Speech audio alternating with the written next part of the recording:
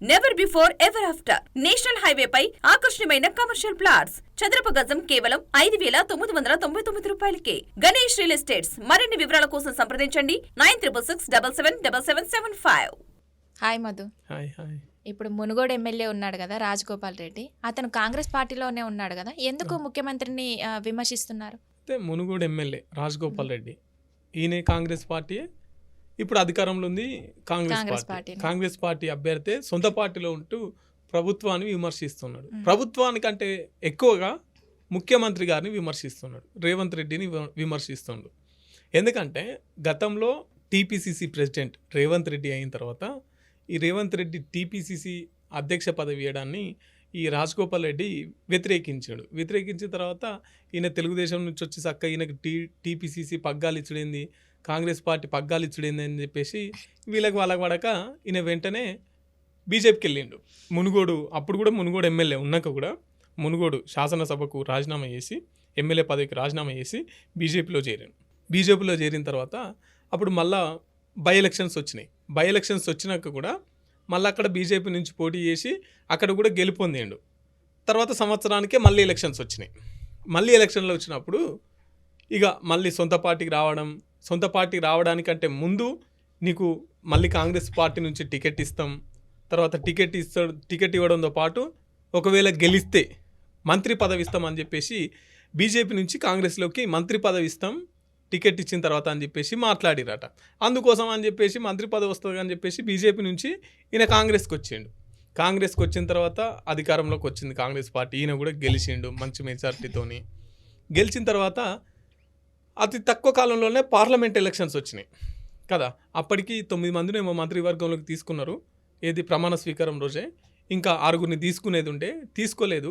So ఇంకా 6గురు ఉన్నారు కదా అని చెప్పేసి ఈయన ఓపిక పట్టిండు. అంతలోనే పార్లమెంట్ ఎలక్షన్స్ వచ్చినాయి. పార్లమెంట్ ఎలక్షన్లో కూడా చామాల కిరణ్ కుమార్ రెడ్డి, భువనగిరి పార్లమెంట్ అభ్యర్థి ఎవరైతే ఉన్నారో చామాల కిరణ్ కుమార్ రెడ్డిని గెలిపించండి, మీకు మంత్రి పదవి ఇస్తామని చెప్పేసి మళ్ళీ చెప్పిండట.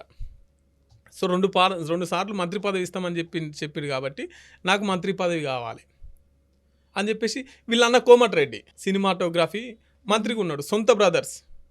ఒక అన్నకు మంత్రి పదవి ఇచ్చారు కదా, ఈయనకు ఇవ్వడం ఏంటని ఇంకొంతమంది మాట్లాడుతున్నారు. అయితే దీనికి ఈయనే ఉదాహరణ ఏం చెప్తుందంటే ఖమ్మం జిల్లాలో 9 మంది ఎమ్మెల్యేలు ఉన్నారు. 9 మంది ఎమ్మెల్యేలు ఉంటే 3కి మంత్రి పదవి ఇచ్చారు.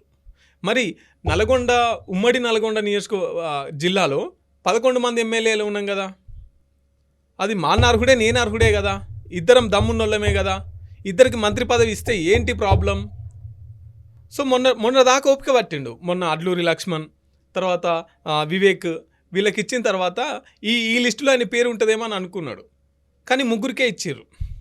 ఆ తర్వాత ఇక నా పేరు రాలేదని చెప్పేసి అప్పటి నుంచి ముఖ్యమంత్రి గారు నువ్వు పద్ధతి మార్చుకోవాలి, ముఖ్యమంత్రి గారు నువ్వు భాష మార్చుకోవాలి, ప్రజలకు 6 గ్యారెంటీల హామీలు ఇచ్చినాం, అవి ఇంకా అమలు చేయట్లేదు, ఊళ్ళే అందరు అడుగుతున్నారు అని చెప్పేసి ఇక ఉన్నట్టు మాట్లాడడం స్టార్ట్ చేసిండు అన్నట్టు.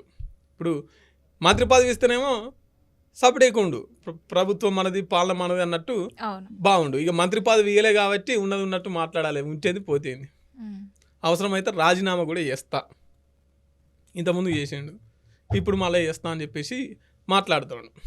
ఇప్పుడు ఎవరైతే మునుగోడు ఎమ్మెల్యే ఉన్నారు కదా రాజగోపాల్ రెడ్డి వాళ్ళ అన్న కోమటిరెడ్డి వెంకటరెడ్డి, అతనేమంటున్నాడు మరి? ఇప్పుడు ఆయన ఏమంటున్నాడంటే ఈయననేమో రాజగోపాల్ రెడ్డి ఏమో ఇదే నువ్వు లాస్ట్ సారి సీఎం, ఒకవేళ అధిష్టానం ఎవరు చెప్తే వాళ్ళు సీఎం అవుతారు, నువ్వు మళ్ళీ ముఖ్యమంత్రి అని ప్రకటించుకోవచ్చు అని రాజగోపాల్ రెడ్డి అంటున్నాడు. కానీ సొంత బ్రదర్ ఇప్పుడు మంత్రి వెంకటరెడ్డి ఏమంటున్నా అంటే ఎల్లకాలం నువ్వే ముఖ్యమంత్రి ఉండాలి, ఇంకో 10 ఏళ్ళు నువ్వే ముఖ్యమంత్రి ఉండాలి, సారీ తమ్ముడు అంటున్నాడు. ఇప్పుడు ఆయన ఏం చేయలేని పరిస్థితి, సొంత అన్ననే, ఆయన కూడా ఏం చేయలేని పరిస్థితి. ఇటే అన్ననేమో ముఖ్యమంత్రిని వెనకకేసుకొస్తుండు, తమ్ముడేమో ముఖ్యమంత్రిని విమర్శిస్తుండు. ఇప్పుడు సొంత కుటుంబంలో ఒకటే ఇంట్లో అన్నదమ్ములకు 2కి మంత్రుల పదవులు ఎట్లా ఇస్తామని చెప్పేసి బయట వాళ్ళు అంటారు. అవును కదా. సో అన్న ఏం మాట్లాడలేనటువంటి పరిస్థితి. అన్న సైలెంట్గానే ఉండు ప్రస్తుతానికైతే. ఎందుకంటే గతంలో చూసిండు ఈ రాజగోపాల్ రెడ్డి బీజేపీలోకి పోతుంది అన్నప్పుడే ఈయన సైలెంట్గా ఉంటే ఎంత విమర్శలు ఎదుర్కోవాలనో అంత విమర్శలు ఎదుర్కొండు. ఇప్పుడు మంత్రి సో సొంత ప్రభుత్వం మళ్ళీ ఎదురు తిరిగితే ఎట్లుంటుందన్న దృక్పథంతోనే ఆయన సైలెంట్గా ఉన్నాడు. మరి ఇంకా 3 మంత్రి పదవులు ఖాళీగా ఉన్నాయి కదా, అందులోకి ఏమైనా రాజగోపాల్ రెడ్డిని తీసుకునే అవకాశం ఉందంటారా? తీసుకునే అవకాశం అయితే ఉన్నది. బట్ ఇది మరి ఈయన ఎట్లుంటుంది, ఈయన ప్రవర్తన ఎట్లుంటుంది, ఈయన నెక్స్ట్ ఏం చేస్తాడు అనేది, ఈయన ఎప్పుడు బాంబులు వేల్చేది తెలియదు రాజగోపాల్ రెడ్డి. అట్లా ఒకవేళ తీసుకుంటుండొచ్చు మేబీ. ఇప్పుడు కాంగ్రెస్ పార్టీ అంటేనే చాలా సీనియర్ లీడర్లు ఉంటారు, చాలామంది ఉంటారు, అందరికీ పదవులు కావాలని కొట్లాడుతుంటారు. సో అట్లా ఉమ్మడి నల్గొండ జిల్లాలో ఆల్రెడీ 3 ఉన్నారు కదా, ఇంకోరు ఉంటే ఇబ్బంది ఏంటి అనేది ఈయన వాదన. చూడాలి మరి ఈయన ముఖ్యమంత్రి గారు పిలుపు మేరకు. ఇప్పుడు ముఖ్యమంత్రి చేతిలో మీద ఏముంటుంది చెప్పు, అంతా మళ్ళీ ఢిల్లీకి పంపాలి, ప్రొఫైల్ అంతా ఢిల్లీలో పాస్ అయితే ఈడ మార్కులు వేస్తారు, అక్కడి నుంచి మార్కులు రావాలి, ఈడేమన్నా సర్టిఫికెట్లు వంచడే. సో కాబట్టి ఈయన ఏమన్నా రాజకీయం చేసామంటే ఢిల్లీలో చేస్తే సక్సెస్ అవుతుంది. Never before ever after national హైవేపై ఆకర్షణీయమైన కమర్షియల్ ప్లాట్స్. చదరపు గజం కేవలం 5,999 రూపాయలకే.